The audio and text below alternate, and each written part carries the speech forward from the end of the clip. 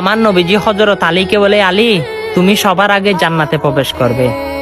তখন আলী হাসতে লাগলো, বলে ইয়া রাসূলুল্লাহ, আপনি তো দুই জাহানের সরদার, দুই জাহানের বাদশাহ, আপনি জান্নাতে প্রবেশ না করলে তো জান্নাত উদ্বোধন করা হবে না, কিভাবে আমি সবার আগে জান্নাতে প্রবেশ করব।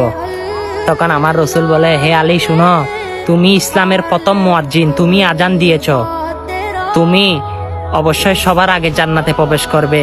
কারণ আমি যে জান্নাতে যে জিনিসের উপর সওয়ার হয়ে জান্নাতে প্রবেশ করব, সেই জিনিসের প্রথম ড্রাইভার হবে তুমি, পেশিনদার হব আমি।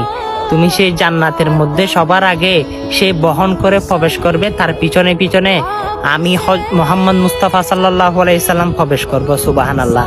দেখেন হযরত মাওলা আলী শেরে হুদার কত মর্যাদা। হ্যাঁ, আপনি তো শুনেছেন। এই বার্তাটা সকল মুসলমানের কাছে পাঠিয়ে দেন। আমিন।